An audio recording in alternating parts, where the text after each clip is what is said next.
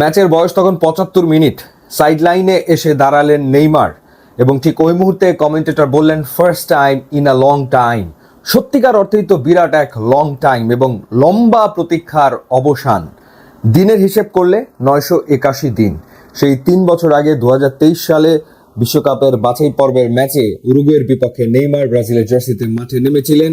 তারপর তিনটা বছর কেটে গেছে, আবারও নেইমার মাঠে নামলেন ব্রাজিলের জার্সিতে এবং এবারের ওয়ার্ল্ড কাপে ব্রাজিলের বিশ্বকাপ জার্নি সেটা যেন পূর্ণতা পেল। তবে নিশ্চিতভাবেই ম্যাচটা আসলে ভিনিসিয়াস জুনিয়রের। আগের ২ ম্যাচে দারুণ ২টো গোল করেছেন মরক্কোর এগেনস্টে এবং এরপরে হাইতির বিপক্ষে, এবং এই ম্যাচে ফার্স্ট হাফেই তিনি 2টো গোল করে ব্রাজিলের জয়ও নিশ্চিত করে ফেলেছিলেন, একই সাথে গ্রুপ চ্যাম্পিয়ন হওয়াটা। হ্যাট্রিকটা তিনি মিস করেছেন, হ্যাট্রিক তিনি করতেই পারতেন।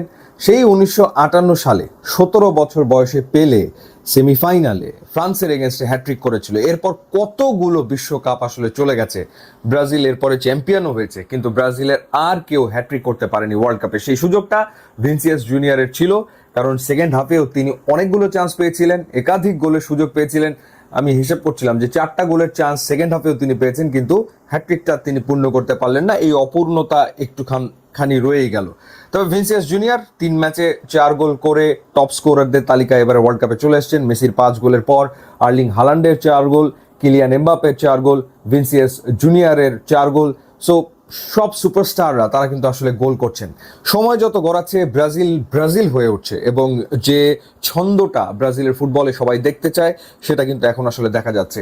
স্পেশালি লাস্ট ম্যাচে হাইতির এগেনস্টে রাফিনিয়া তিনি ইনজুরিতে পড়ে যান এবং সেই জায়গাটাতে রায়ানকে নামানো হয়েছে স্টার্টিং লাইন আপে, এবং রায়ান দুর্দান্ত খেলেছেন রাইট ফ্ল্যাঙ্গে, রাইট উইংয়ে দুর্দান্ত খেলেছেন, কোনো সন্দেহের ব্যাপারে নাই।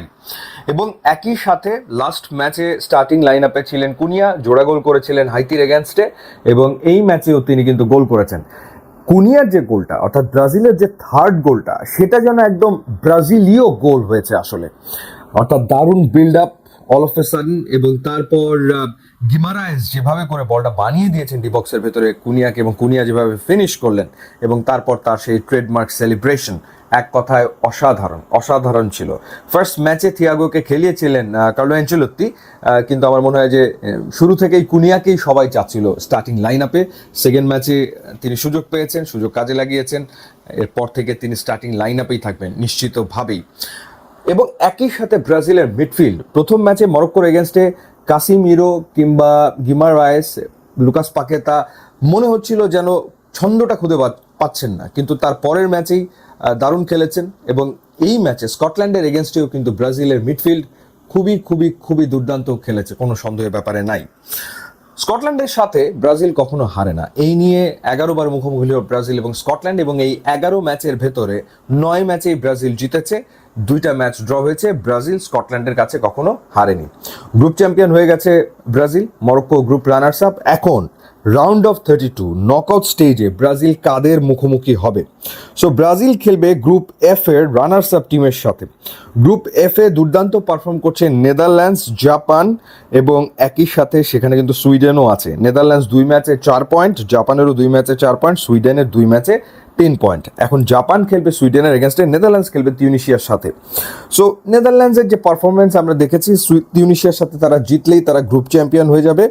এরপর জাপান এবং সুইডেন ম্যাচে যারা জিতবে তারা আসলে রানার্স আপ হবে। সো আবার জাপানের যে গ্রুপ চ্যাম্পিয়ন হওয়ার সম্ভাবনা নেই তা না, জাপানও কিন্তু গ্রুপ চ্যাম্পিয়ন হতে পারে যদি সুইডেনকে তারা হারায়, এবং একই সাথে নেদারল্যান্ডসের গোল ডিফারেন্সকে যদি তারা টপকাতে পারে। কিন্তু সেই সম্ভাবনা তুলনামূলক আমার কাছে কম মনে হচ্ছে। আমার মনে হচ্ছে গ্রুপ এফ এ নেদারল্যান্ডসই চ্যাম্পিয়ন হবে এবং গ্রুপ রানার্স আপ হয় জাপান অথবা সুইডেন হবে। সো রাউন্ড অফ 32-তে ব্রাজিল মুখোমুখি হবে হয় জাপানের অথবা সুইডেনের। সো ব্রাজিল নেইমারকে পেয়ে গেছে, ব্রাজিল রিদমে চলে এসছে। সো এখন দেখা যাক রাউন্ড অফ 32-তে কার্লো অ্যানচেলোত্তির দল, 5 বারের চ্যাম্পিয়ন ব্রাজিল, কেমন পারফর্ম করে।